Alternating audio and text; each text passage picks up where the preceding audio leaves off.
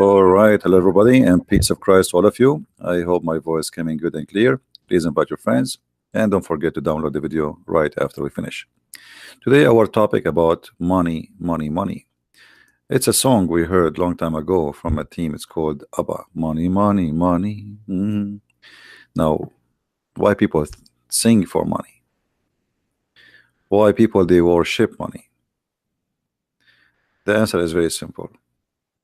Money, what we learn from this life, that by money we can get things we need and even more than what we need.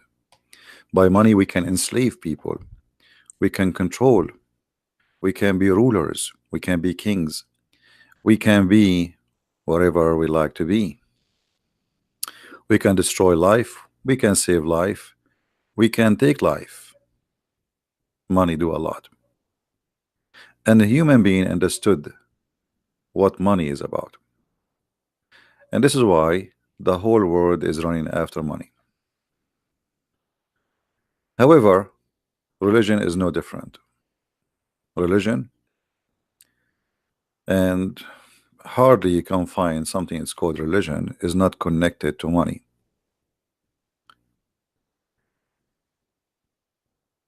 What Jesus, our Lord, he said about money? Is he a person who encouraged us to save money, to save a treasure for tomorrow? He said, look at the birds, who they have no worry. The birds, they don't, they don't have really storages of money and security. They are birds. They live for today. They go and pick up some food and bring it to their babies. So we have totally different messages in Christianity from what Islam speak about. The Messiah, he said that you cannot worship two masters. You cannot worship two masters. You cannot work for both. Work for both here mean, you serve who? You cannot serve two masters. For they don't match. The money and God, they don't match. And that is clear what he meant. That either you are with God, you serve God, or you serve money. The second you serve money, you are not serving God. And that's mean that God and enemy, they are not in the same, let us say, direction. It is two opposite direction. But this is not the scenario in Islam. In Islam, you serve Allah when you serve money. And today we will focus in this issue. Now there is many verses in the Bible speaking, Jesus speaking about that money will not help you, money will not save you, etc. And but the clear message is you cannot serve two masters. The second you are a person who is after money, you have a master, and that master is the money. In Islam, the story is different. In Islam, Allah himself, he need money. Allah himself, he promised heaven for those who give him money. Now for sure Allah is not a person who exists. Allah is a fake God. Who is the one who will get the money? That's Muhammad. So Muhammad, he convinced the Muslims that if you give me money, you are giving a mortgage to Allah.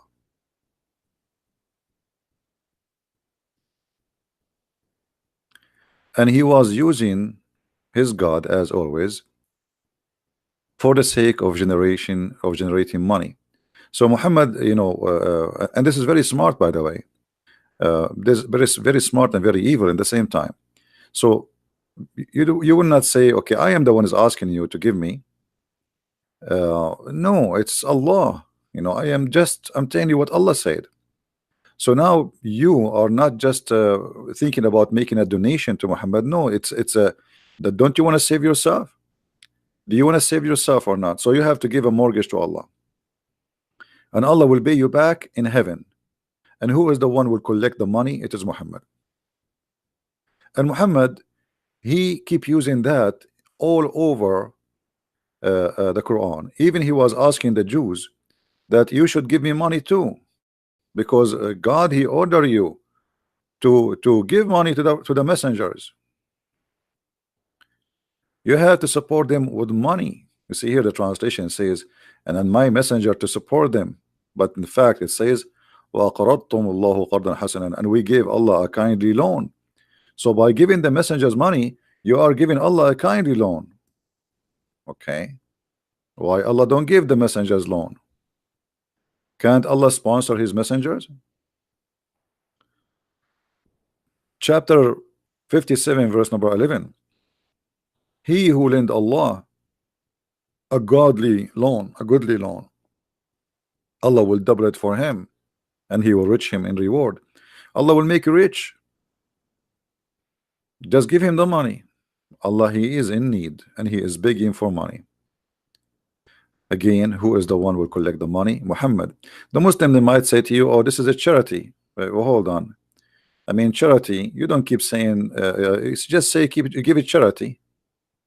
Give it charity, and that's it. Give it to the poor. Don't give it to Muhammad.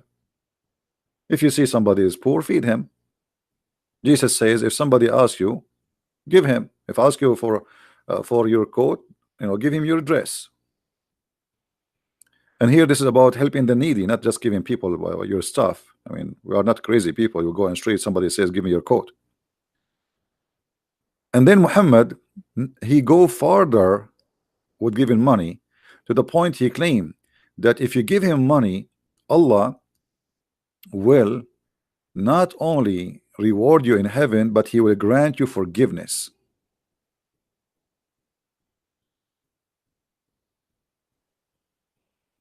Do you see it? And here we need to ask ourselves, can we bribe God? Like now, if you gave the nation to Christian prince, God will forgive you from your sin? That is silly. That is really silly. What forgiveness have to do with giving money to somebody? You cannot bribe God. You will be forgiven for reasons. In Christianity, when the Lord, he taught us how to pray, they ask him how to pray, he says, say like this, our Father art of heaven. And there is something important in that prayer where he says, forgive to us the same as we forgive to others. So the first reasoning for forgiveness in Christianity is we forgive to others so we might be forgiven, not because we give money. You know what I mean? In order to be forgiven by the Messiah, by our Lord, the first condition is to forgive. You don't deserve forgiveness. Why I want to forgive you if you don't even forgive to others? You don't deserve it. So you're asking me to forgive you, but you don't want to treat the same people like, I mean, somebody hurt you, forgive him. You hurt me, you asked me to forgive you, so you don't forgive. Why I will forgive you? Not is because of you paid money to Jesus, you will be forgiven. What Muhammad here is saying, that if you give me money, Allah will grant you forgiveness. Allah will grant you this forgiveness. And that, obviously is far away from the truth. And Muhammad always, he used to scare people, to make them pay money. He is a professional scammer. If you remember, when Muhammad, he made a speech to the women, saying to them, I saw that most of you are going to be in hellfire. What was the solution? How those women, they can be saved from hellfire according to Muhammad? Very simple. Give alms. All those hadiths says the same. Give Muhammad money. Give him your earring.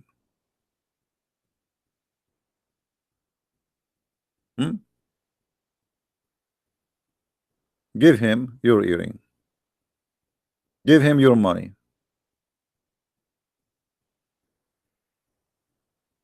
If you give Muhammad money, then you women, you will not go to heaven. You will not go to hell.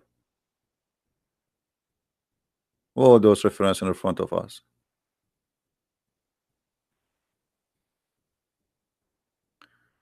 Muhammad right away he says, "Oh women, most of you are going to go to hellfire. So give alms." Give alms to who? To Muhammad. And Bilal, he start collecting the earring and the rings of those women, golden earring, silver earring, golden rings from those poor women, because Muhammad he convinced them that most of you are going to go to hellfire. So give us your earring. Give us your earring if you don't want to go to hellfire. And Muhammad here actually he confirmed that women, they are, you know, half a brain. And one of the reasons they are going to go to hell, for they are half a brain, and because she have her period, which is very stupid, very stupid.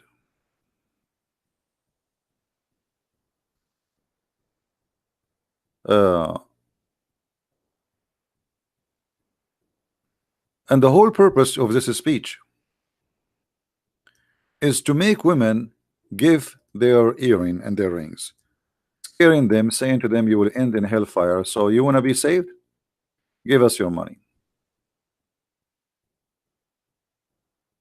Now if Muhammad he saw that the majority of women, they will go to hellfire, what giving earring will do to the women? Is that it changed her? No. You see the sick mentality. You see that what's wrong with this logic. Let us say Muhammad he saw us, we are a group of people sitting here, and he says, oh, I saw that most of you will go to hellfire, and then he says, give us your arms. What does that mean? Just by giving you some earring and rings, we will not go to hellfire now? Nothing changed on us. We are still the same. We did not change the way we do things. Women, they still women, they still have their period. So why they will go to hell? They will not go to hellfire no more if we give their earring. Simply because if you give your earring, now you are Muhammad, he grant you forgiveness.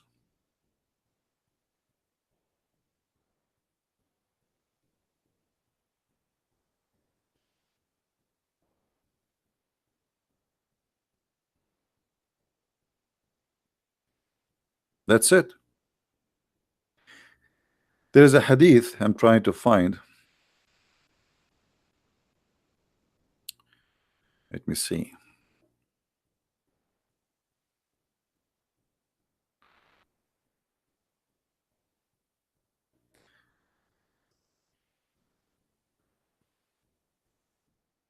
Why Jesus did not say, if you give me your money, then you are going to be forgiven, forgiven.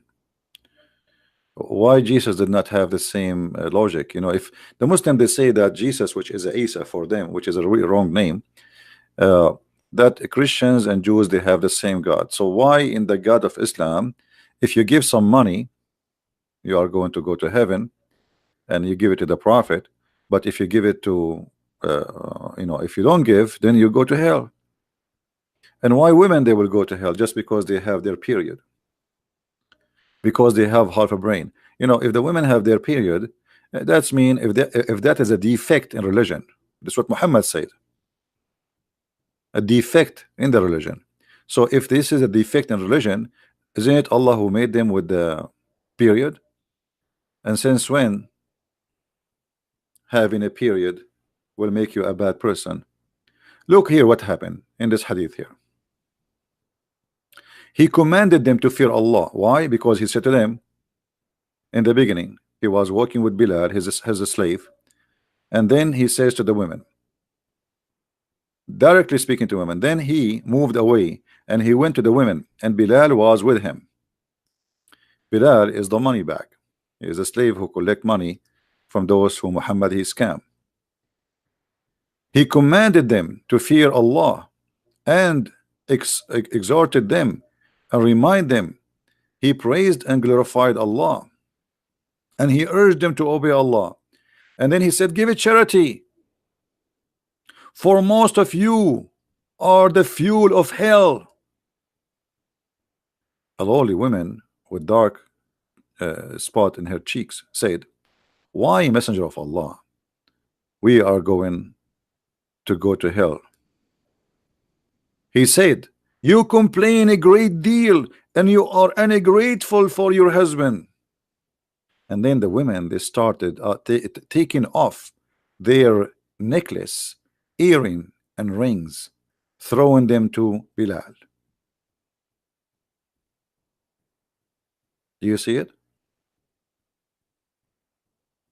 So he scared those women, those poor women, and you are going to go to hell. You are the fuel of hellfire. And right away, those poor women, they start grabbing their necklace, their earring, their rings, and they throw it into Muhammad, in the garment of Bilal. This is a very well-known strategy by all cult leaders. If you listen to, there's many TV stations, they claim to be Christian stations. They are the same as Muhammad. Call right now and make a donation, receive the blessing of God. Call right now. Like if you don't call right now, you will not receive the blessing of God, you know. Like now, you call now and you make a donation now. All right. So always fake people, they try to convince you that if you give us money, God forgive you, as if he is saying to you, you can't bribe God. But that's not true. Nobody can bribe God.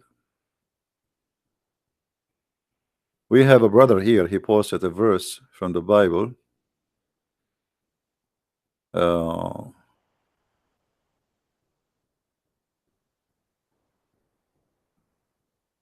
Yeah, actually he just posted a verse for us. You guys, you can read it in Psalm 49.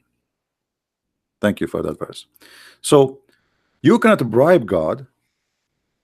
You cannot earn forgiveness by giving money to someone he claimed that he is the one who presents God. And here Muhammad, if you think about it, when those poor women, they are Bedouin women, poor women, they start taking their earring. Do you know what is that? What those earring and the you know, jewelries they have for them? I mean, this is their saving. At that time, people, they don't have really. I mean, there is no bank. There's no. This is the saving of the women. The husband, he marry her. Before the marriage, he buy her some jewelries based on what he can afford. And then she wear it all, and she live with it. She sleep with it because there is no security. You know, there is not like, you know, houses is the door, you can push it with your foot if there's a door actually. So those women, this is their security, this is their saving. And now you see he is targeting women as just because you are a woman, you are guilty. He didn't say, oh men. He's talking to women. And those poor women, they start throwing their earring and their rings. Here we notice Muhammad used the strategy of fear. The strategy of fear is very simple, that you are going to go to hellfire, and if you don't do that, which means give me money, you will go guaranteed. But if you give me the money, then you might go to heaven, because I going to connect, you know, I will pray in your behalf. And actually Muhammad, he said that in the Quran.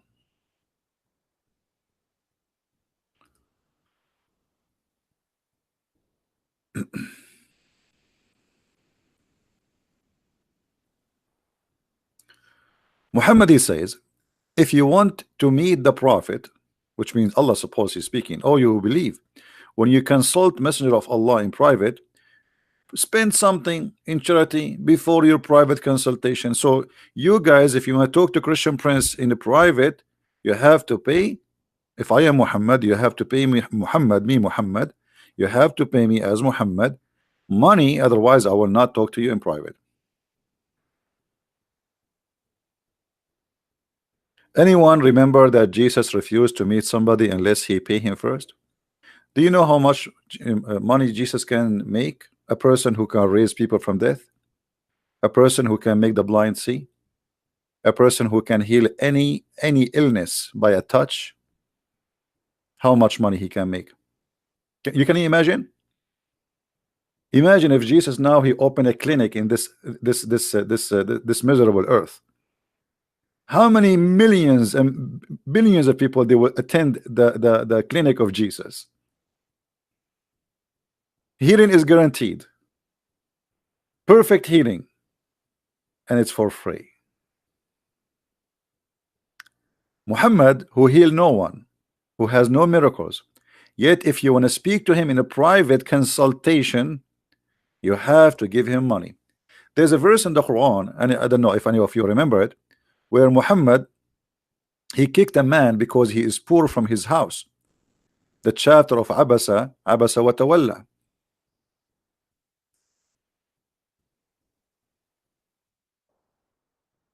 There's a chapter in the Quran, chapter 80 verse number 1.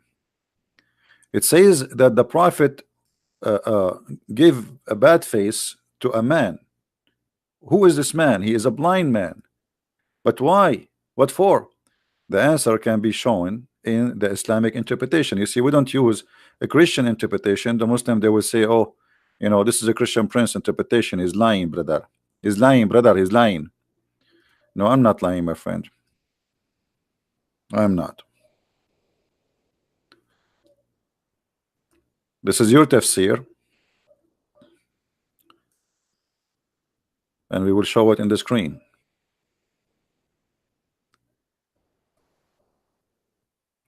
Muhammad was busy with a bunch of businessmen. This is the book. It's called Asbab al-Nuzul, which means the reason for the verses to come down.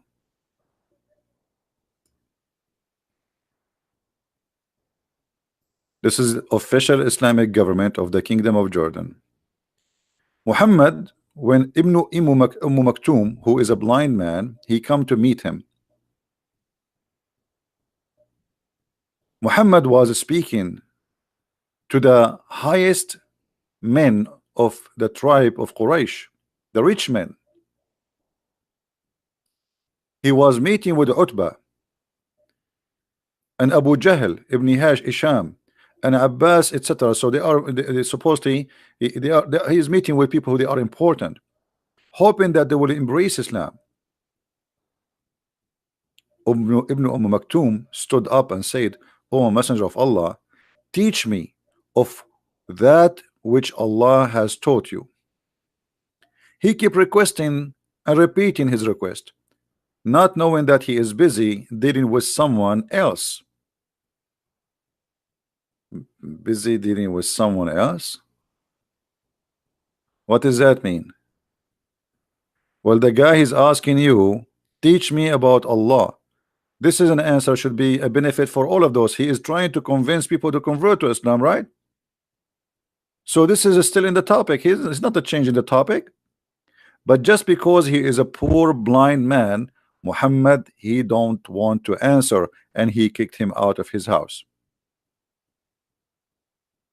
That is not a behavior of a person, anyone who claim that he is a messenger of God.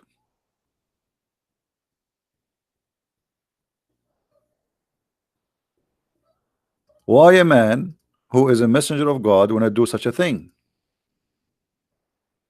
Shall we go to Ibn Kathir and see what Ibn Kathir will say about this?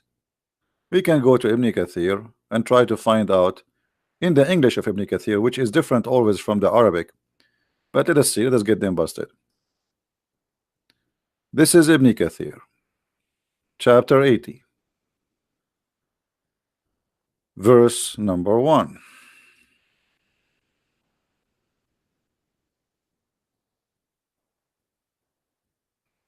All right. Do you see it says here he was addressing one of the leaders of Quraysh, rich men, leaders, businessmen, He's trying to make them accept Islam. So Muhammad here in this verse, and this is the Muslim interpretation, saying that if you are a poor blind man, Muhammad, he will kick your ass. And if you are a rich man, Muhammad, he will give you all the time you need because you are a leader.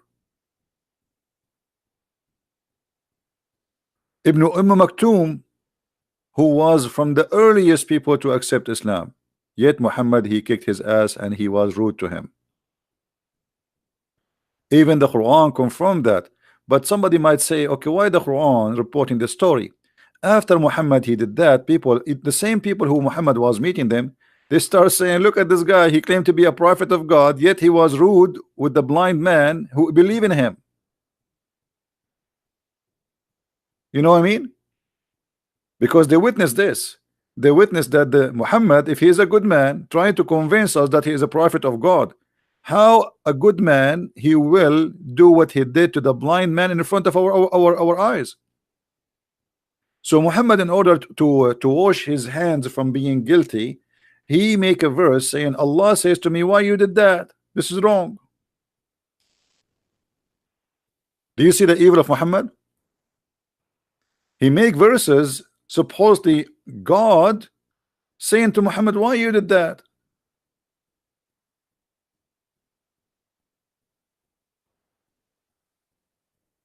The Muslim, they say to us, Muhammad was the most noble person.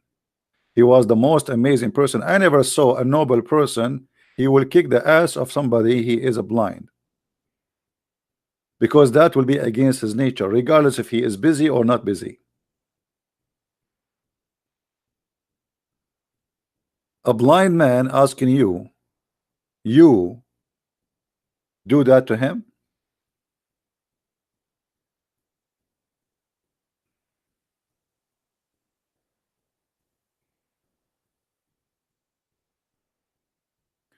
And actually, this blind man, he helped Muhammad to fabricate Quran. If you remember, when Muhammad he speak about that those who go for jihad,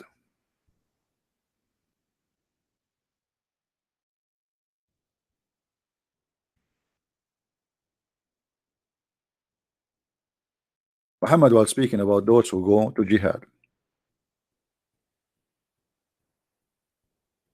and Muhammad he mentioned that there is certain people, there is no sin on them if they don't join jihad. Okay, but when Muhammad he mentioned that, Muhammad he forgot to mention the blind. Ibn Maktoum, he said to him, and what about us the blind?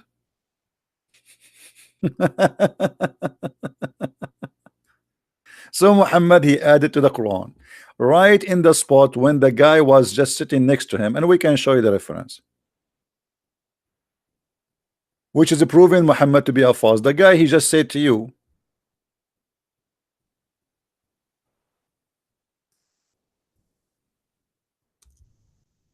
what about the blind?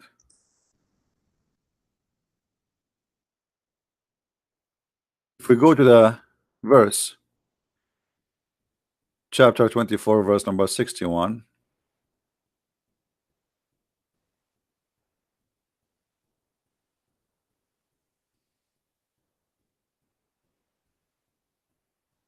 So actually this guy, he was a helpful for Muhammad. He made Quran for him, or at least he gave him reasons to make verses.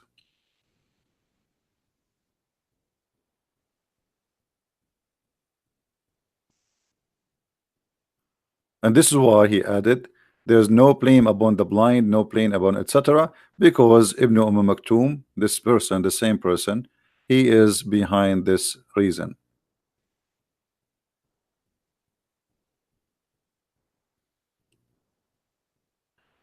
In different verse, Muhammad he says the following.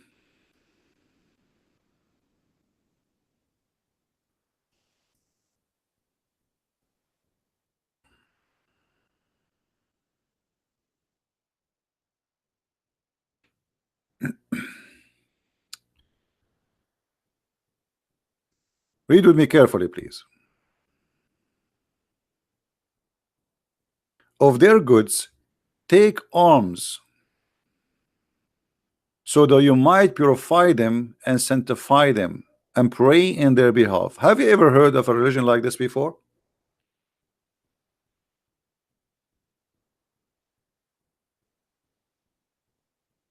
Anyone notice here what what is the dangerous about this statement?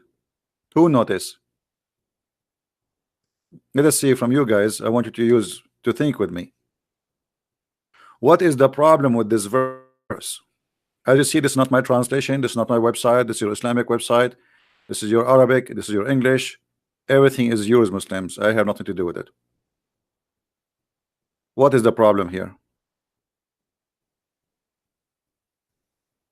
Anyone notice?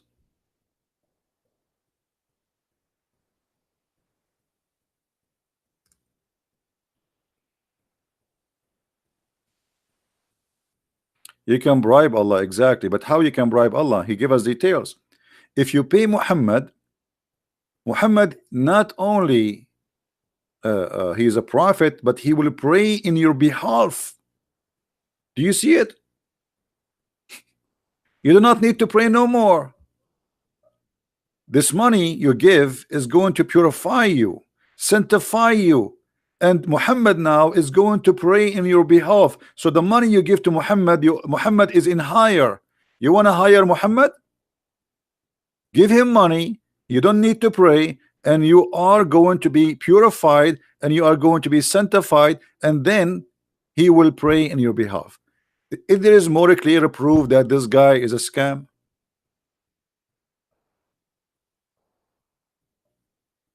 so imagine I say to you, if you give me money, you don't need to pray. That's it. I will pray on your behalf.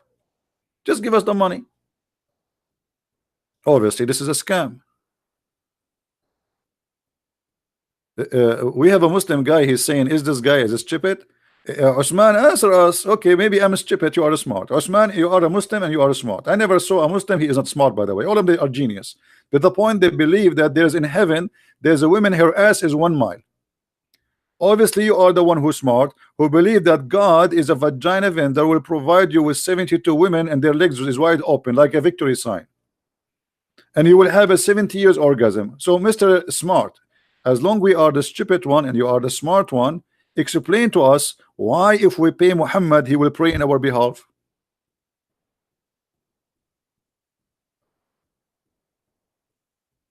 Do you know, Mr. Smart?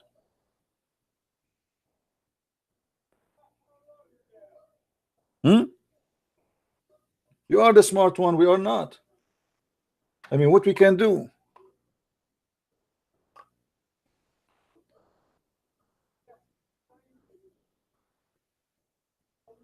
He see a lot of poor people will go to heaven.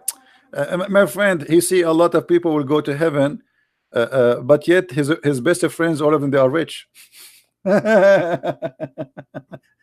He promised Uthman ibn Affan, and he make him the caliphate after him because simply he is a very filthy rich.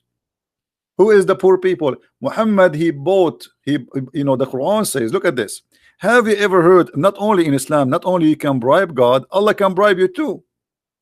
If you are strong and Allah need you, Allah will bribe you. Look at this verse.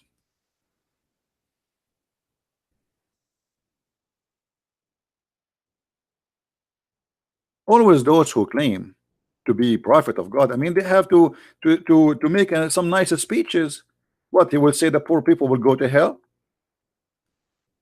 But obviously he is always in the side of the rich.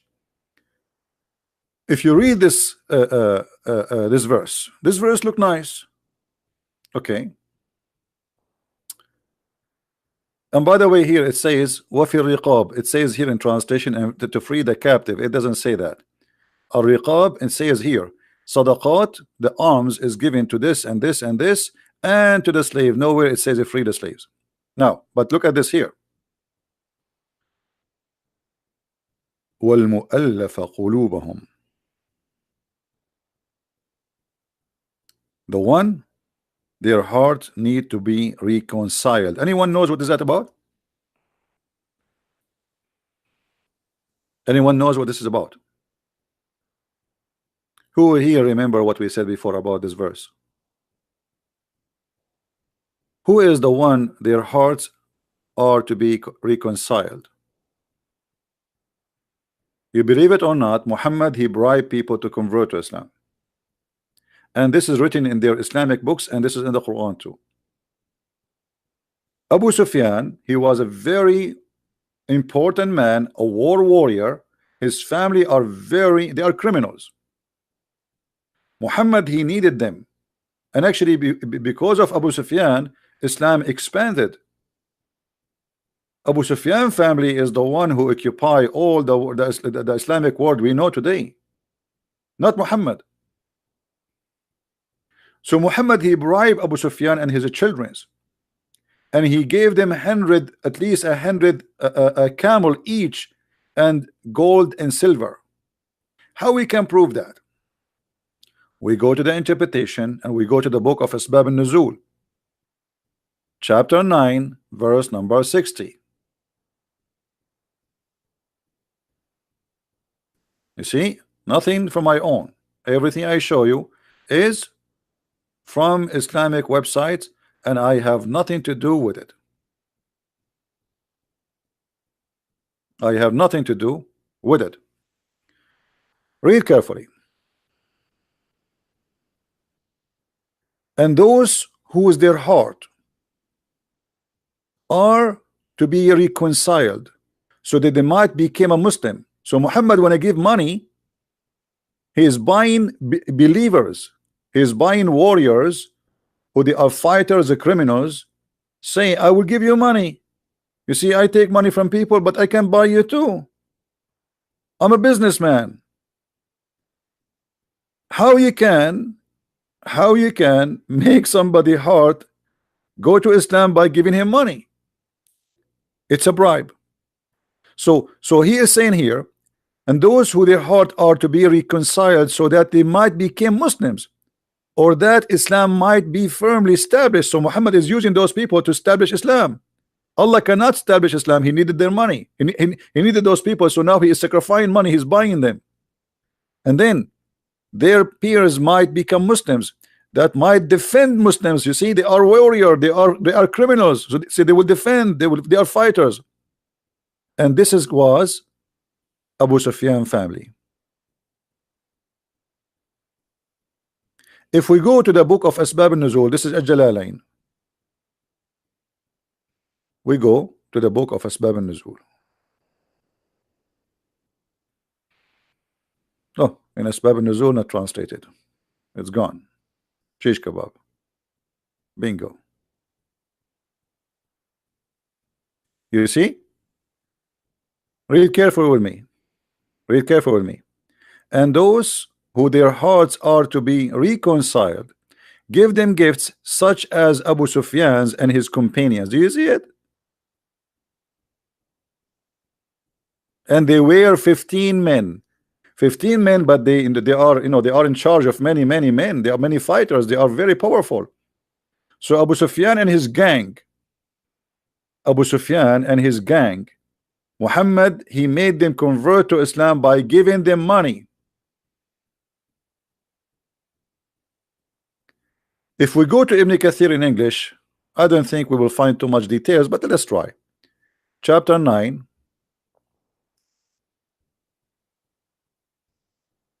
verse 60.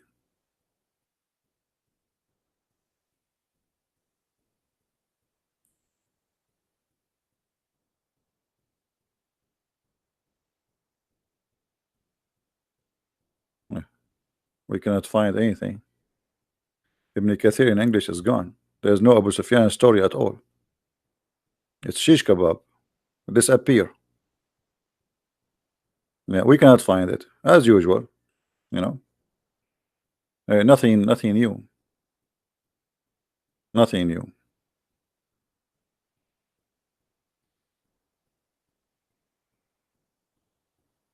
Yeah.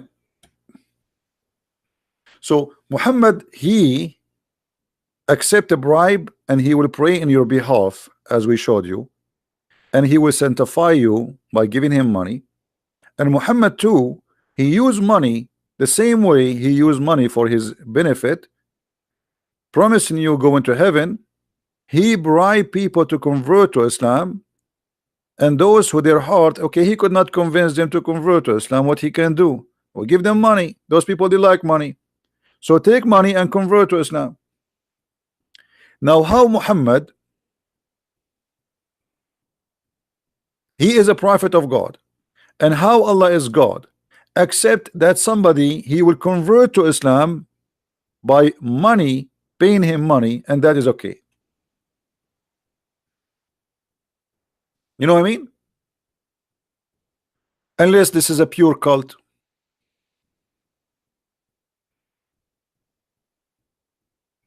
Guys, forget about Osman. Leave him alone. He's just a kid. Focus with me. Try to learn something good for you.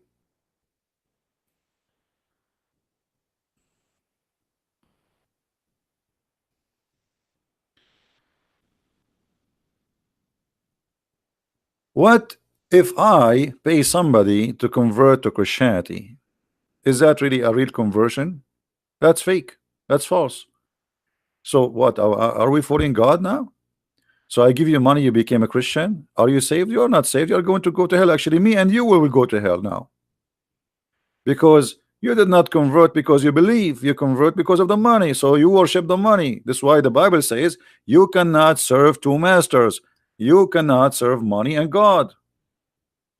So we have totally two different agenda and totally two different belief. So those naive Christians who says to you, oh, Islam is Abrahamic, Islam is Abrahamic, shame on you. Shame on you. If Muhammad he used some names in his cult, does not make him, or does not make those names belong to him. What if somebody 10 years from now he says, I, a Christian prince, he support me and he accept me, but he is a big fat liar? He can use the name of somebody people they like, and this is exactly what Muhammad did. He brought names which you like so he can make a delicious dish for you.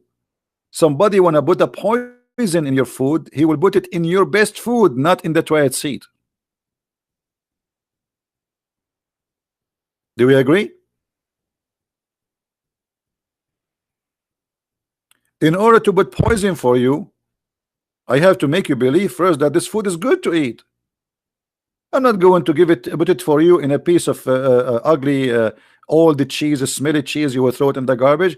I will bring you the best of the cheese. I will bring you the best of the salad. I will bring you the best of the food you eat, you like to eat, and then I will put my poison there. So he brought the names which you like. He brought Musa, he brought Abraham, he brought even Jesus, supposedly Isa, and he brought Mary, and he brought all the good names, and he put them in his book so you can eat.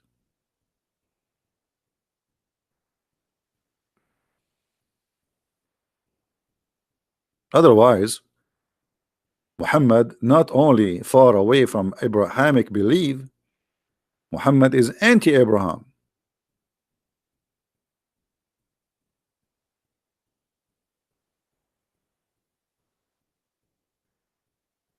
At the same time, we have tons of evidence that Muhammad he have no answer to debate those who debate him in his time. As an example, the Christian and the Jews, they did not accept Muhammad for a second. And because Muhammad is a liar, he have no answer. So how Muhammad he answered the Christians and the Jews? Using the name of Abraham. Let us show you this verse.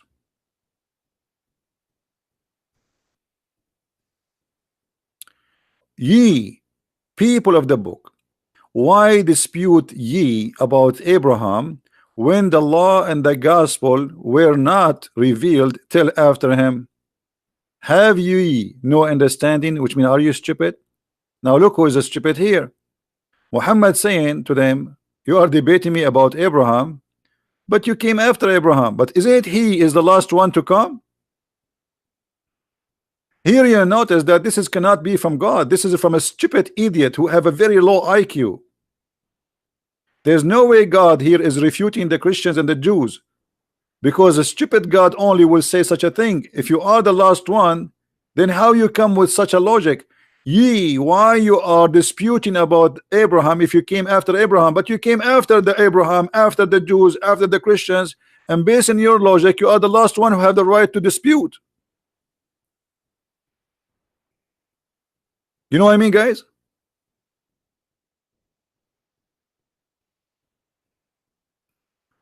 Abbas is saying, why Jesus, he said to the women, dogs. Jesus was quoting what the Jews they say. The children of Israel, they say, don't cast your bread to the dogs, because they insult always their God. Those are the Aramaic people. But for an ignorant like you, you are saying why Jesus says that. But why you don't ask yourself why Jesus, he said to her, blessed your belief. You have a great faith and he did miracle for her. Why you did not ask yourself how Jesus, he accepted her? Why you did not say to yourself why the woman, even if she is coming to him and ask him in a miracle nobody can do unless he is God?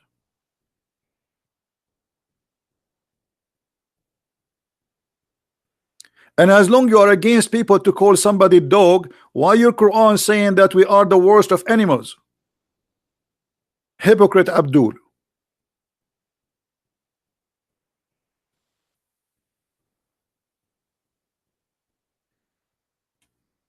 The Quran call us all kind of names. Najis, animals, worst of the creatures, evil doers, kuffar, pigs, monkeys, you name it. And then this little tiny creature, he is trying to say why Jesus said dogs. Jesus was quoting what the Jews says. Here, look at this. If Muhammad is a prophet of God and the one is talking here is God, there's no way God will say such a stupid statement. The one who came after, he have no right to dispute with the one who came after him. This is what the verse saying. But based on this, Muhammad is the last one to have the right to dispute.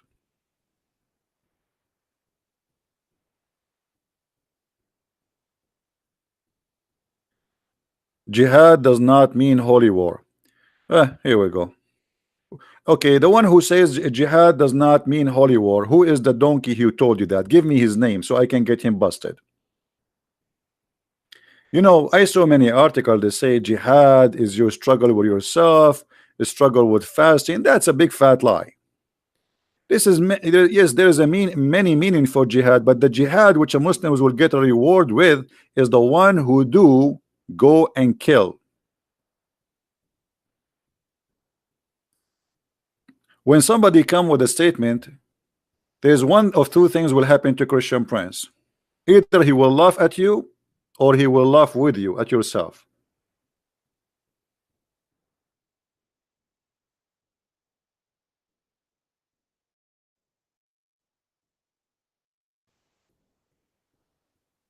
The jihad which Muhammad promised the Muslims, the version 4, is going and killing anyone who don't believe in Allah.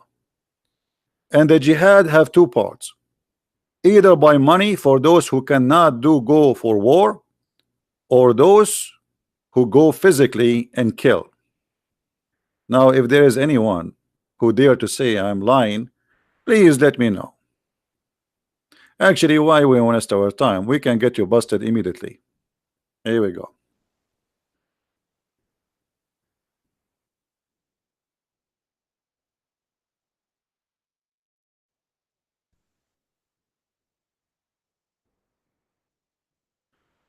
All right. Who is the best of of the Muslims? Who is the best of Muslims? Is the one who do jihad. But who is the one who do jihad? Let us see Muhammad giving us the definition for that. The one who strive in the way of Allah with his wealth and his life. What does that mean? Go down a little bit. He said, a man asked him, "O Messenger of Allah, which of the men is the best?" He says, a believer who do jihad. The word here fights is jihad.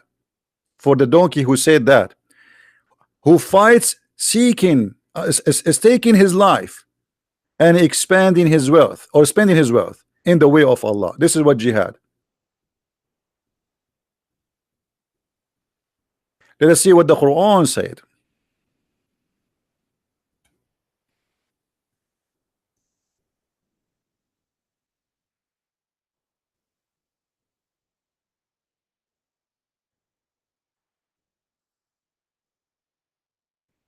We have tons of verses about jihad. Kill, kill, kill, kill.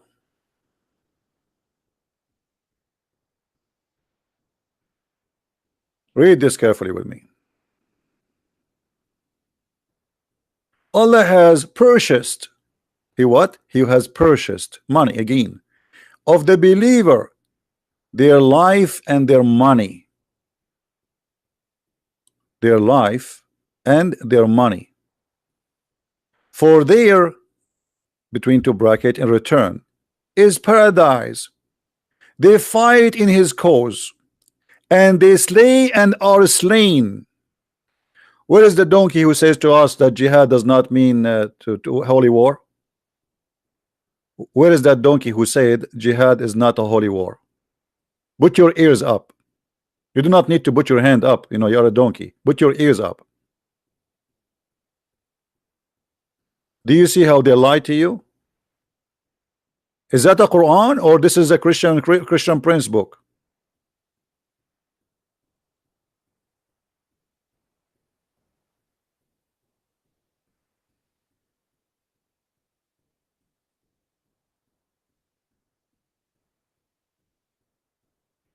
Not only that, Muhammad here, he confirmed that Allah, he purchased you. You are a property of Allah, and your money belong to Muhammad, and your life belong to Muhammad. Muhammad, he can do whatever he wants with you.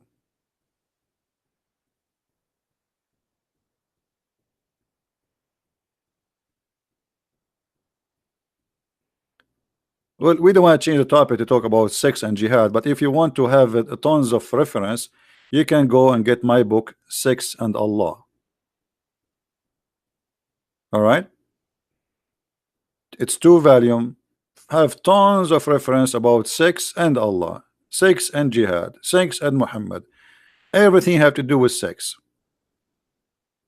But remember, I did not put in my book everything about sex in Islam, otherwise I have like 10,000 books to finish this topic. So I made them in 2 books summarizing what and the connection of Allah and sex, the same as we are talking here about some evidence of the connection between Allah and money.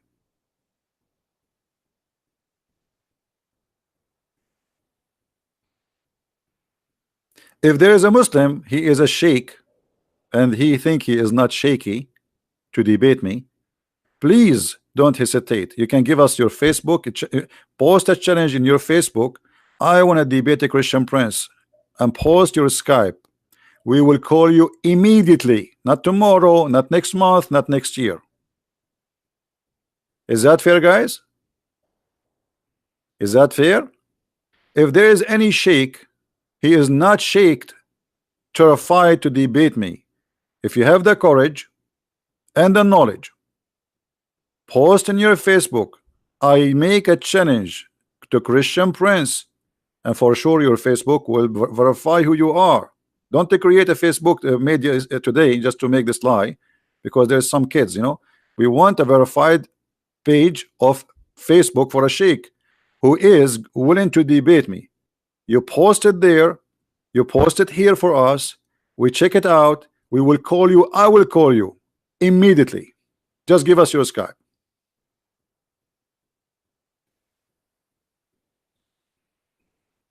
Anyone there?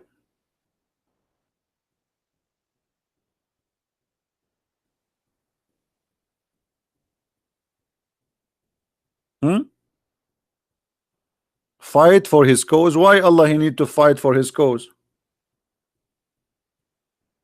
Any Muslim can explain why Allah don't fight for his cause? Allah is God, right? If Allah he want a Muslim, they say if Allah wants something, he say be is going to be. So what the point here saying to us to fight each other, slaying each other? Why you don't solve the problem? You're God. If the purpose is killing the kuffar, you kill them. Why your God Allah cannot kill us? He need you to kill us because he is not exist. This is Muhammad fooling you.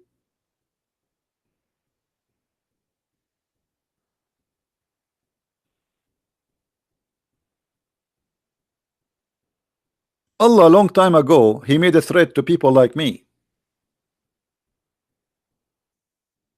saying to them, if you don't believe in Muhammad, look what we will do to you.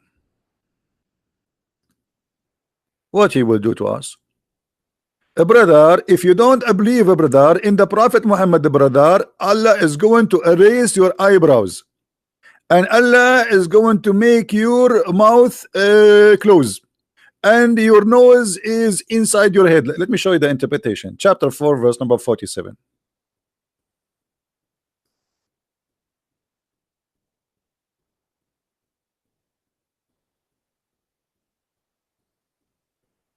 Read it, Abdul.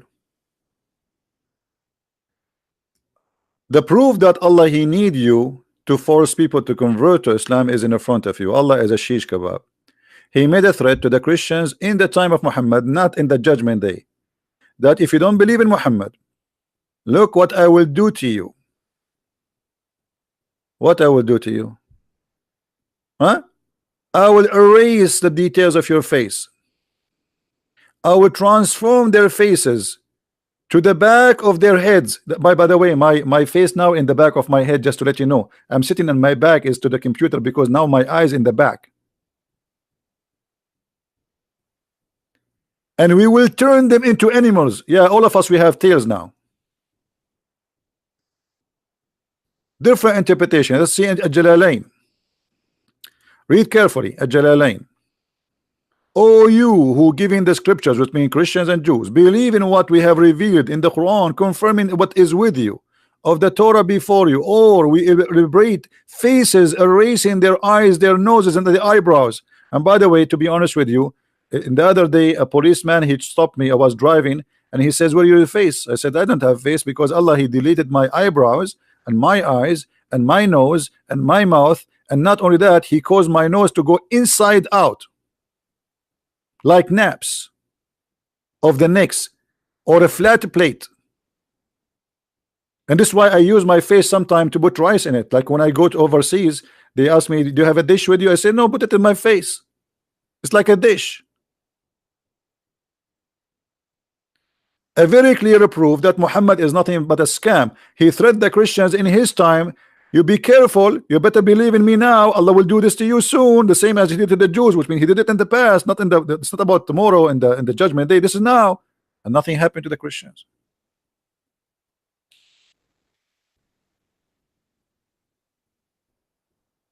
Allah will make my nose inside. That's something.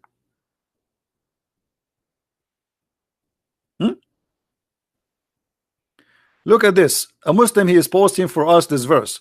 This is the verse always the Muslim they post for you just to fool you. This verse you posted from us, you idiot, it's about the Jews. Muhammad here is saying, he is quoting a verse from the Old Testament where the verse says, if a person he killed an innocent man. This is from the Old Testament, and this was for the Jews. Why Muslims they love to lie? This is have nothing to do with you.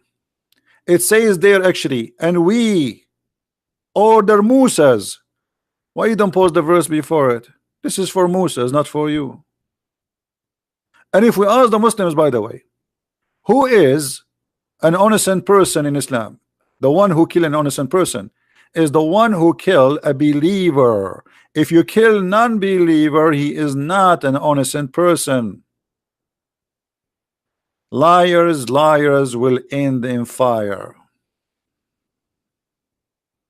And we are here to get you busted. Right? Let me show you. First, by the way, this person, this liar, he did he cut a part of the verse. Did you notice that? Did you notice how he cut a part from the verse? He's a corrupt person. Muslims are corrupt people. Let me take a snapshot of what he posted us, and this is the verse in the Quran. He cut the part where it says we made it obligation for the children of Israel. He cut that from the verse because he didn't want to show you that this was for the Jews, not for him. And Muhammad was quoting the book of the Jews. Do you see it? This is the Quran. Why he cut that part?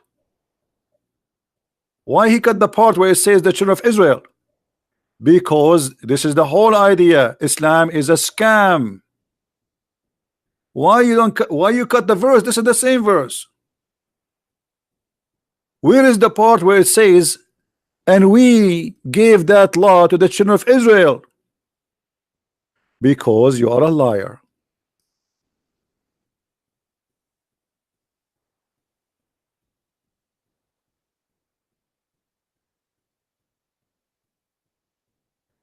Abdul, you cannot play with the Christian prince.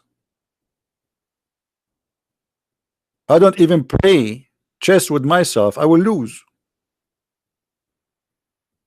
And not only that, the same verse here is still, when the Muslims explain it, it says you cannot kill an innocent person which is a Muslim. If a person he is not a Muslim, he is guilty. There's an interview between what his name, this guy in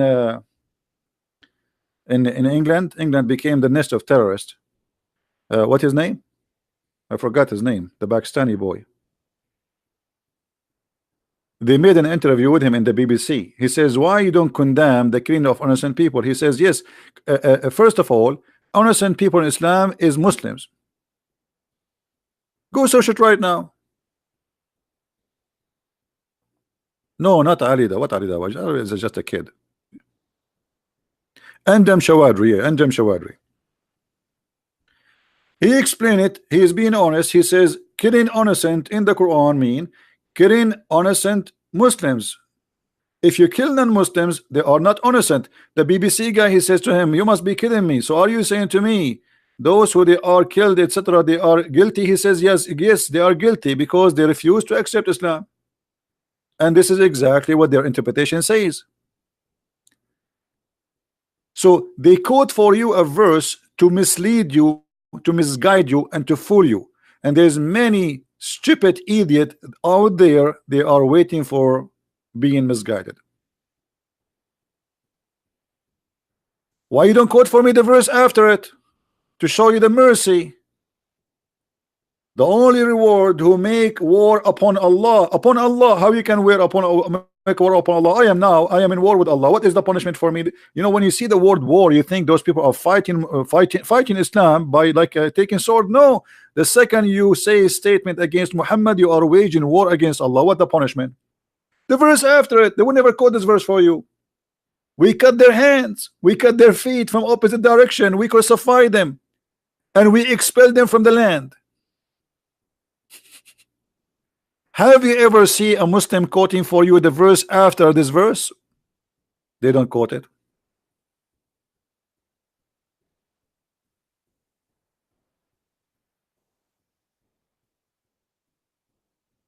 It's just the verse after it. This is the verse, and here we go. This is the verse after.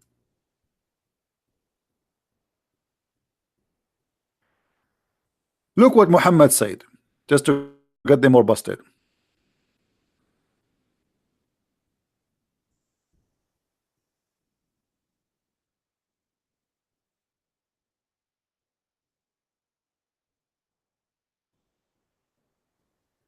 Yeah, this is what I said, that this verse was not for the Muslim. This is a quotation from the Old Testament. Muhammad, all those hadiths saying that I've been ordered to kill all mankind except Muslims. Do you see it? I've been ordered. Here they use the word translation fight. Well, fight what? By zucchini? Fighting by the sword. I've been commanded to fight all the people. All people what? All mankind. Till they declare that there's no God but Allah and Muhammad is the prophet. And if they do that, and they pray as we pray, and they slaughter as we slaughter, and they eat as we eat, and they face the Qibla as we face the Qibla, and they pay the zakat, and blah blah blah, all the condition, and then and only then their blood and their property is secured from my hand. Do you see it? So what is the war? What war we are talking about here? If you don't accept Allah, you are in war with Muhammad. If you don't accept Muhammad as a prophet, you are in war with Muhammad. Even if you accept to say Shahada and you don't pray as Muhammad he order you, he will kill you. Even if you say Shahada and you don't pray in the direction of the Qibla, the Kaaba, he will kill you. If you don't pay the Zakah, he will kill you. Do you see it? Is that my statement? Is that my book? Look how many reference. All of them they are Sahih.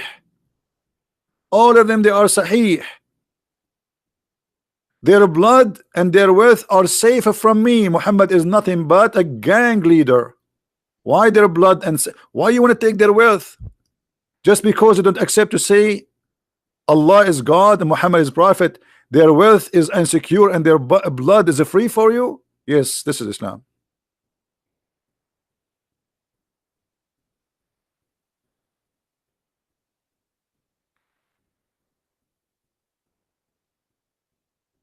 Not only that, Muhammad he says that people they was victorious by terror. He is a terrorist from a distance of a month.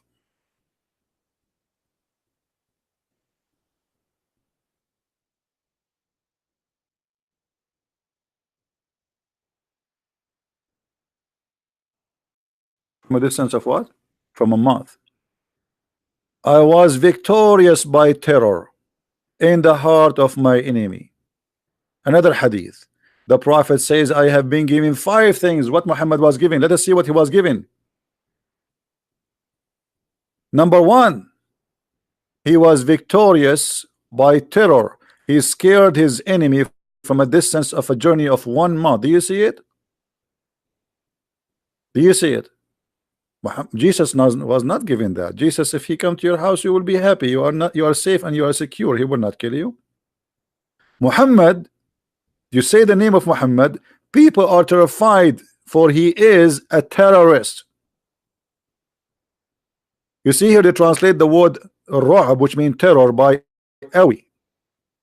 So I was victorious by terror from a distance of a 1 month journey. You tell me what kind of a nice person he is, to the point his enemy, they hear about him from a distance of a month and they are terrified.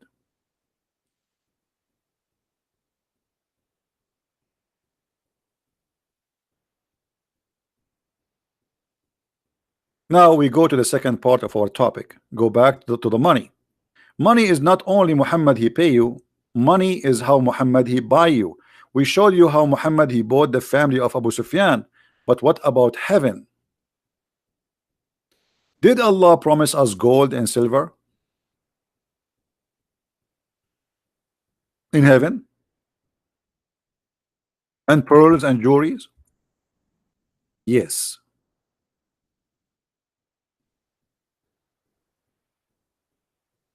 Read carefully with me. Allah, he take your money now, but he promised you money later. Allah will admit those who believe and work righteousness deed, which means killing the Christians, killing the Jews, killing the Hindus, the Buddhas, the atheists, etc. To the garden beneath which rivers flow, they shall be adorned therein with a bracelet of gold and pearls, and their garment made of silk. God wanna give me bracelets made of gold? That is money. Clothes is made of silk? That is money. Pearls, and even the ground will be made from za'faran. The ground in Islam is made from za'faran and jewelries. In chapter 76 verse number 21 it says the following: upon them will be green garment of fine silk and heavy brocade, and they will be adorned with the bracelet of silver. In the other verse, Allah he made a mistake. Anyone remember what the mistake? Anyone remember the mistake? Who noticed the mistake here between the 2 verses we just mentioned? Anyone remember? There's a mistake, clear mistake in the reward. No, one verse saying that you will have gold, and the other verse saying it says a bracelet from silver. Correct? One verse saying that Allah will give you a bracelet from silver. This verse. The verse before it, Allah He says Allah will give you a bracelet from gold. So which one? Here it says asawira min fidda, bracelet of silver. But didn't He say you will have a bracelet from gold? Which one?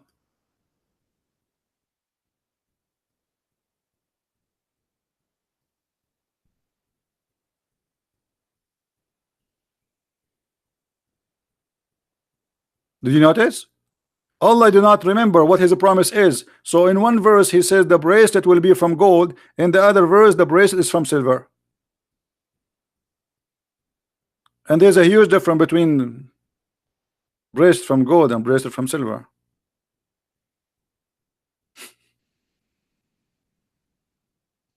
And here you ask yourself, what is the value of gold in heaven?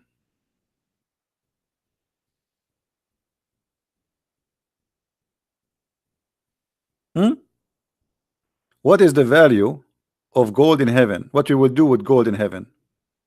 I mean, this is the most cheapest silly heaven ever. Imagine I give you £1 million of gold and then everything for free. So what we will do with the gold? And Muhammad, he says that in the heaven of Allah, your house is made one brick from gold and one brick from silver.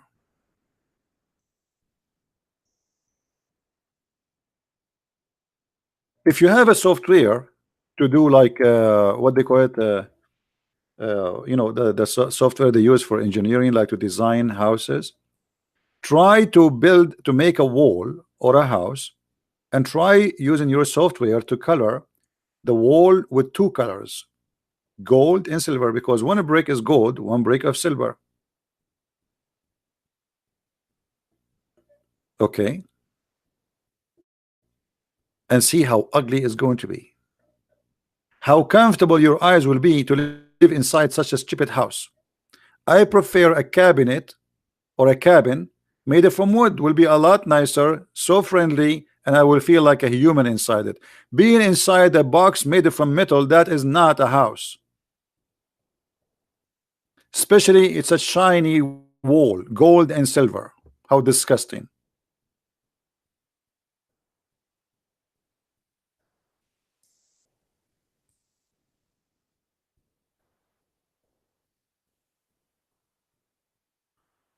Let us go and see some description.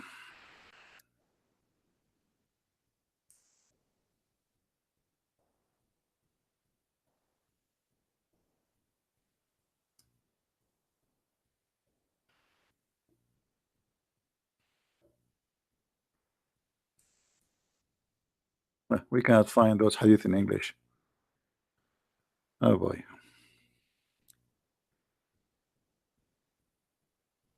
Yeah, the embarrassing hadith, they will not be. Let us show let us see this verse in the Quran.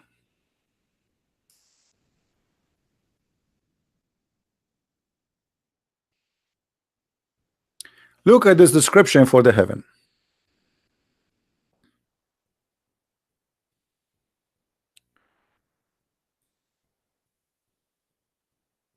In the hell there's no food, but in heaven you will eat as much you want, and then Allah will make your face soft.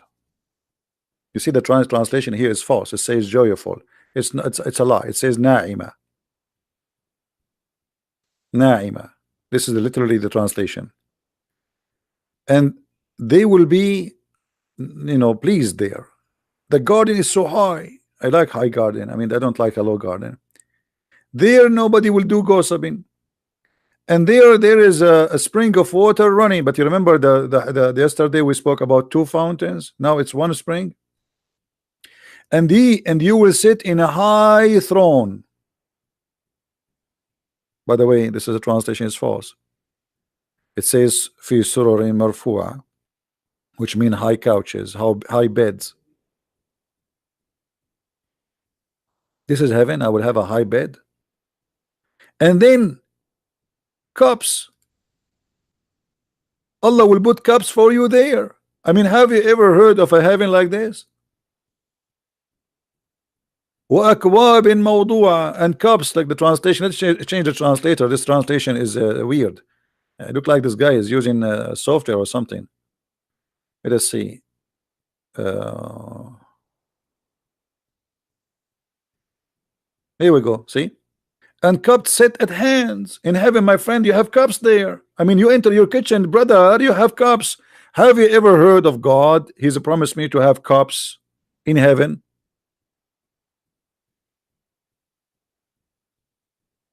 That's God's talking. And brother, we will give you even cushions, and they are in rows. There is many of them, cushions, a lot of cushions. Have you ever heard of a God that promised me a heaven have cushions? I mean, the one is talking there is God. This is Muhammad fooling those poor Arab who sleep in the floor. Hey Abdul, I will give you a cushion. Are you serious, prophet? Yes, brother. I will even give you cups, because those Arab don't have cups. The cups only is in the hand of the Persian and the Roman. Those Arab are desert people. So he promised them cups is even from a glass. And carpet. You will have carpet. A brother, you will have a carpet. And look at the city Muhammad. Suddenly he jumped from I will give you cups and cushions and the throne and beds and the flowing water, and then suddenly he says, don't you see how the camel is created? What does this have to do with the topic before it? Guys, imagine I'm talking to you now about the topic, and suddenly I says to you, and don't you see how the camel is created? You will say to me, Christian Prince, what this? Why you jump? You were talking about the cushions, the carpet, the furniture in the house of Allah, and suddenly you jump to speak about how the camel is created. What does this have to do with this?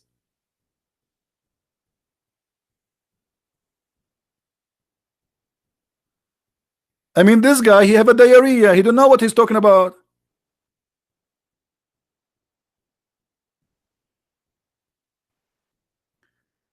And then you say, don't you see how the mountains was nailed in the ground and fixed firm? Really, it's fixed firm. And then he says how the earth he made it flat. You see in the translation it says how it's spread out. It says in Arabic how he made it flat, suttihat, like a roof, flat roof.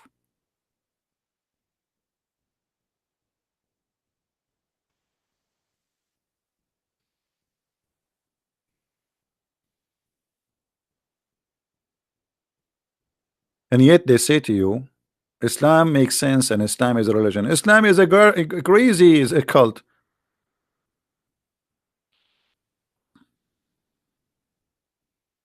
What is this?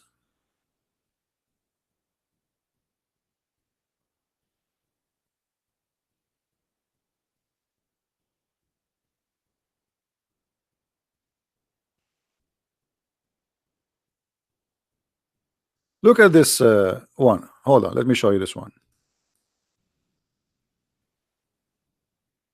We mentioned that Allah will give you cups, right? Okay, read this one with me. You believe it that this is God talking? First of all, around you, brother, there will be boys. You will be reclining in your bed. Imagine that. Recline in your bed. And you will be facing each other. I mean, look at this description. So brother Abdul Shabir Ali will be facing brother Shamsi. His bed is here, his bed is there, and they are facing each other. And then around them there will be little boys who they are naked, and they are so beautiful like pearls, as in different verse describe them. And they will serve them, those boys, or around them will be cups and jugs and glasses from a flowing wine. And you ask yourself why somebody want to commit suicide. Hey, look at his life here, it's a disaster. He have to work, go in the work, work as a taxi driver or a truck driver, and spend the whole day driving or doing concrete work to make pennies. He kill himself. He go there. He will find all those boys naked around him and women opening their legs. There's no panty, and each time he have sex with her, Allah, he will make her vagina brand new for him again, and cups and jugs and glasses, and he's wow, that's amazing, brother. And even the fruits, brother, of what you like. And by the way, just to let you know, in the heaven of Allah there is a great diet. There's no beef, there's no pork, there's no lamb. The only meat is allowed is a flesh of birds.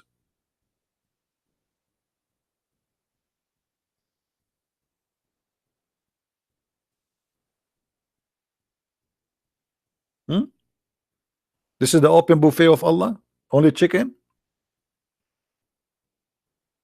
no shrimp. That's it.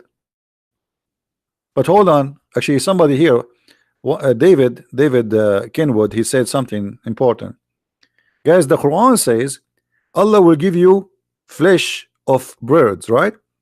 But do you remember when Muhammad, he says the first meal people will go and eat in the heaven, what is this? Who remember? Who remember?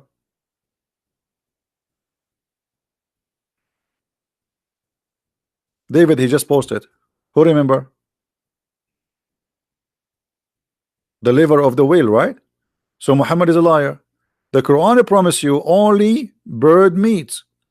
Muhammad, he mentioned that in the heaven the first meal you will eat is the liver of the whale. Why the liver of the whale? Who knows?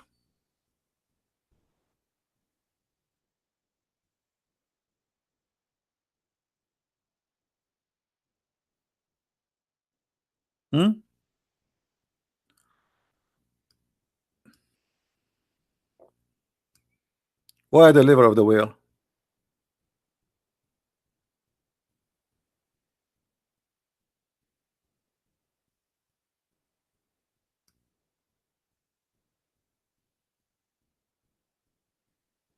Six. The Arab, they believe that if you eat from the liver of the whale you will become a porn star.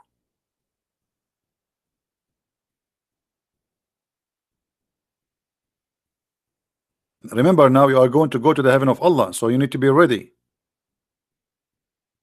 So you eat the liver of the whale, your private part will become like takbir.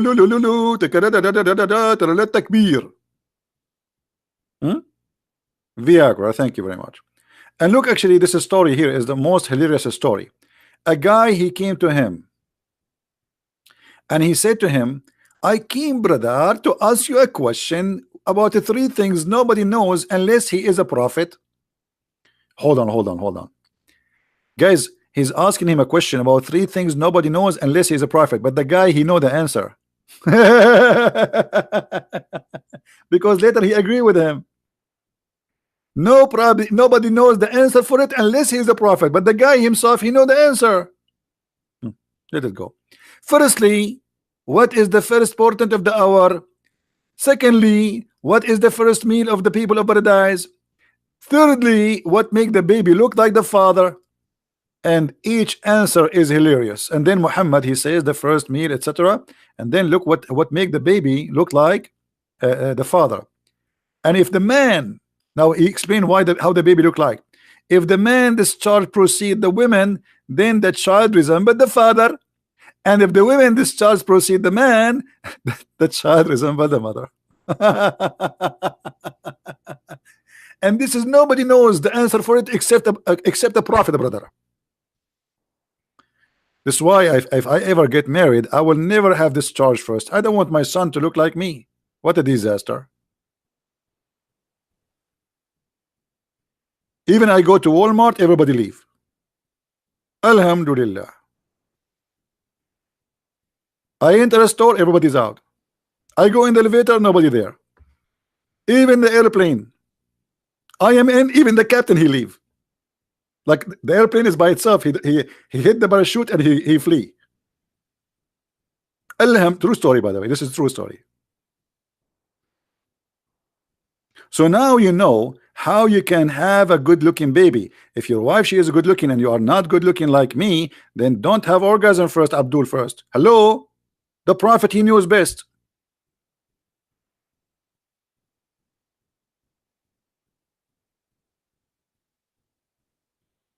You found a sheikh, let him post in Skype, in the Facebook, that he accepted challenge me, and just give us his Facebook, and he can post there his Facebook account, and we will contact him. Hmm?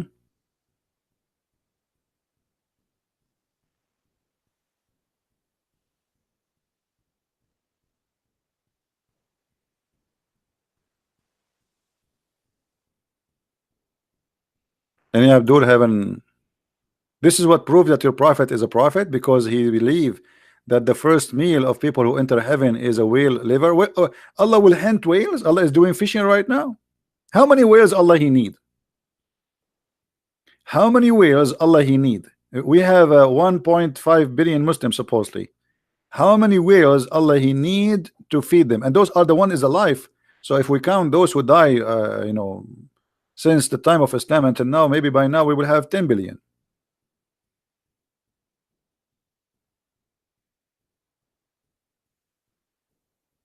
We need a lot of whales.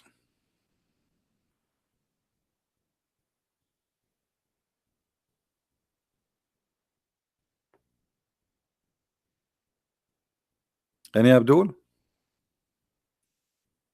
Yeah, but yeah, maybe Allah would take that whale, the one who carried the earth. Yeah, good one, Andrew. Andrew, he says maybe the whale which is carried the earth. You remember the story, guys? Who remember where we can find the story of the whale which carried the earth?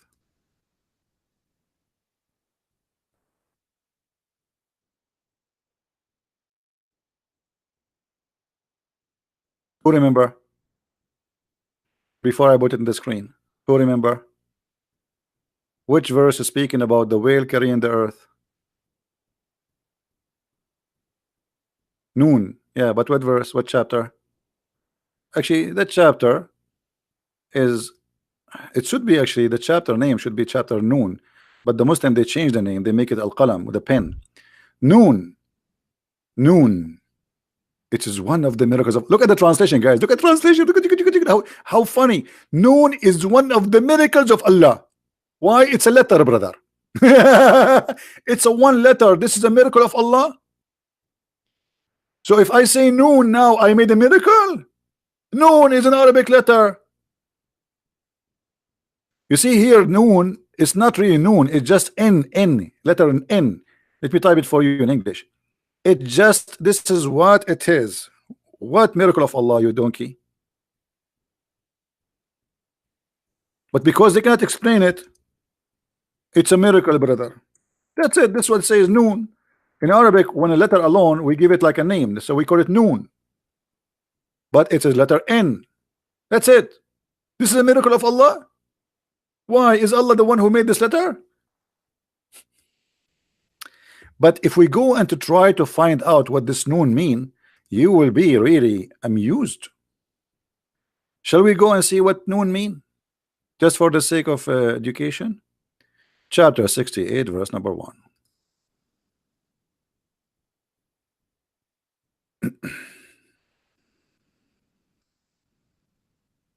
Now, if you are a person who suffer from dizziness or some illness, disease, you get dizzy, please don't read this with us, because you will get dizzy guarantee.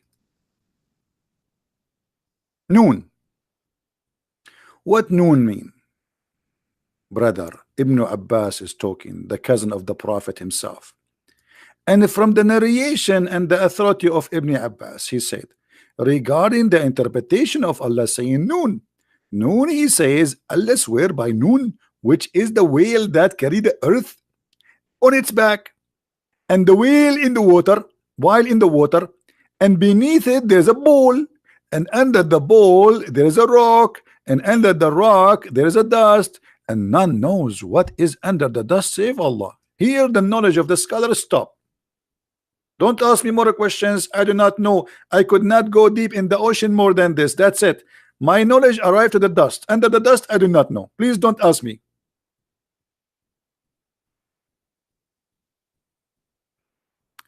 So there is a whale is carrying the earth, and who is carrying the whale? There's a ball. The name of the whale is Lewish, and by the way, this is not Lewish Farrakhan. This is different Lewish, and it said its name is Lutaya, and the name of the ball is Bahamut. And some they say that the name is Talahut or Liwana. The whale in the sea is called Adwad, and like a small ball in a huge sea. The sea is in a Hollywood rock whereby there is a 4,000 cracks. Even the Muslims were able to count the cracks in the ocean before all the scientists. Look at this. They knew how many cracks down deep the ocean. How they knew that if Allah is not God, brother? 4,000 cracks. Abdul, the 4,000 cracks is in the head of the one who made this chapter, not in the ocean. And from each crack, water spring come out to earth. It's also said that Noon is one of the name of Allah. Hold on. So we start saying that the Noon is a whale, and we end that Noon is Allah Himself. What 2 lines before it was a whale. Now they change it, and it's also said that it is one of the names of Allah. It stands for the letter Noon in Ar-Rahman, and it's also said, are we done? No. Also say that Noon is an inkwell. Like, what the heck? So it was a whale, and then it became Allah, and now became an inkwell. Allah have an inkwell, in case you do not know. Allah swear by the pen. This pen is made of light, and its light equal to the distance between the heaven and the earth. For sure, Allah will not hold a small pen. Are you stupid or what? His pen will be very big. Very, very big.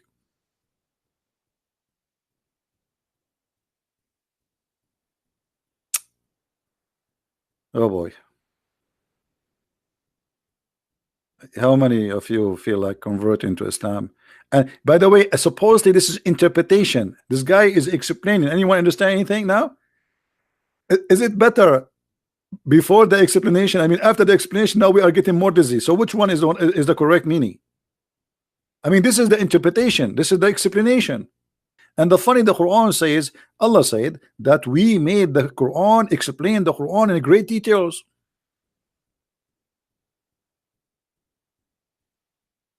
Are you sure? Are you sure you explained the Quran in great details?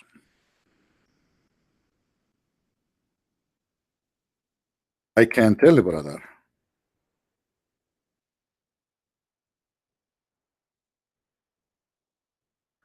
Oh boy.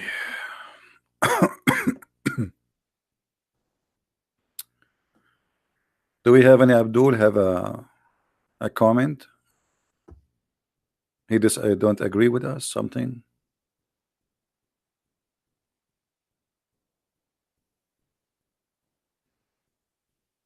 And thus how we explain our ayat. Allah explained them. Are you sure? That's a hell of explanation. That's how we explain, brother. This is how we explain them. This is how we explain our proofs. So you might know, brother. Chapter 6, verse number 98. And this is how we explain details of our revelation. So if the Quran is explained in detail, so why Muslims you are making interpretation what nobody can understand anyway?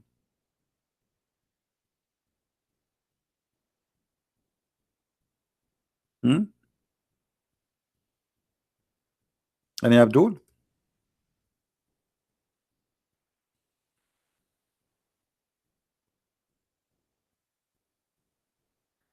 All right, I think we will finish for now, and don't forget please to download the videos. If you like to learn more about Islam, feel free, you can go to Amazon and search for Christian Prince, and you'll find the list of my books in all languages. And remember, for those who speak Spanish, we have our book in Spanish already out.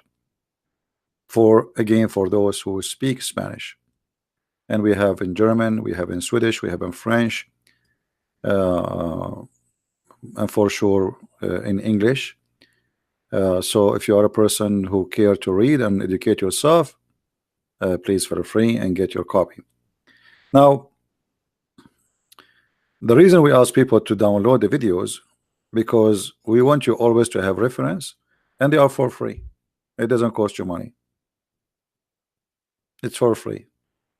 All the time we give here is for free. If there is something I can do more, every day I give many hours of my day for you guys for free. I lose my voice, I spend my time. This is a topic which for me very annoying, by the way. I don't like it, but because there's nobody to replace me, nobody can take my place. Somebody have to clean the garbage, and that is me. Cleaning garbage is not fun, but somebody have to do it. Otherwise, all of us, we will get sick. Otherwise, trust me, I am sick of this cult. My head is a library of garbage. Nothing useful. But as you see, sometimes even garbage is useful, because many people, they might be misleaded, misguided, and they've been fooled and to convert to Islam. So I'm using the garbage which is in my head, which is about Allah and Muhammad, to save many people as I can. So please help us. Download the videos, share them. It doesn't cost you money. It just take a click, post it in different place. You can cut them pieces, topic by topic. Like today we mentioned many things. You can make them 15 minutes each or 10 minutes each. It's up to you. Or you posted the whole thing together. If you speak languages, you can translate the videos, the short videos, make them short. That will make it easier for you, an easier project, and add a subtitle in any language you wish. My friend, don't make me feel that I'm wasting my time. I'm here to educate you, so one day you will not be left alone. And one day I will die. All of us, we will die. But your child, he will go in the internet, and there's tons and millions of people that are trying to hunt him down, make him believe in such a stupid cult. So what we do here is extremely important. If you see how many messages I receive from people who left Islam, or people who are thinking to convert to Islam, you will not believe it. Same time, you will get the blessing if a person who leave Islam, or a person who was thinking to convert to Islam, and saw a video you posted, even though it's my video, but because you posted, you receive the blessing of saving a human being life. Yes, you do, because it is you who posted the video there. It was your hand who helped this person to be out of the ocean of hell. So help us, so you might help yourself. You know, many, they say, well, Islam is far away from me. What if your child come to you today and he heard a child in the school saying to him, Islam is from the true God, and he tried to fool your son? What you will do? How you can refute him? How you can? Already he's brainwashed. It's going to be too late. So share your knowledge with your family, with your friends, even with your children. For sure, each one of them depend in his age. Don't wait until the danger come. Explain what the drugs is, not after what your child take a drugs. Explain what AIDS is, not after your child is get infected. It's too late. What we do here is an extremely for your health and the health of your family and your society. Help us, so the Lord will remember us in his book. Time will come and the Lord will ask me and you, how many hours you spend a day in your life to serve me? How many hours? Sadly, many of us will say not even a minute. Me myself, I have a lot of hours. Still I feel guilty. I feel I can do more, but I wish really I can stay all day long talking. But the more you get older and etc., like you sit in behind the table. I used to sit behind the table for 10 hours, 12 hours, 13 hours, actually sometime even a day or even a day and a half non-stop. but the more older you get, the more harder it get for you to sit. It's not easy. Talking for many hours, you will lose your voice after 2 hours max. Try it. But the Lord is our provider, and the Lord, He give us strength, and I will do as much as I can, but still we need your help so you can be a person in his society, in his community, to transfer the message into something good. So thank you very much for being here. I appreciate all those who support us, either by coming here or even by donation or even by spreading my videos. For by doing what we do, we are helping the world to be better security, better economy. How much money we spend because of Islam for security in airplanes? Your airplane ticket became twice double because they increased the tax due to the security. Billions and trillions of dollars are spent everywhere in the world because of Islam, just for security and the airport alone. So Islam making a huge impact in your lifestyle. You spend now 2 or 3 hours waiting for the airplane. Before the airplane, you have to be there 2 hours in advance at least. So just for the sake of security check, because of Islam, we used to go to the airplane and nobody even asked us what you have in the bag, just before 9/11. So Islam is changing the whole system, because now people, they fear for the security. Even in China, I went in China, you know, they have many incidents where terrorists, they drive with their cars and go over the road and they kill as many as people they can. Even in China, not only in Germany, not only in France. So now you go to France, you go to Germany, you will see there's many roads are blocks. You can't even drive your car through because of Islamic terrorism. So don't think that this is a joke. Maybe it's funny, maybe it's stupid, maybe Islam is garbage in your mind, but for somebody else, this is a holy religion, and he is willing to kill for the sake of his God. So this is a very extreme, dangerous cult in impacting your life, your security, your finance, your business, your work. Many people lose their jobs because of Islam. After 9/11, almost all American airline companies went bankruptcy. Nobody's flying.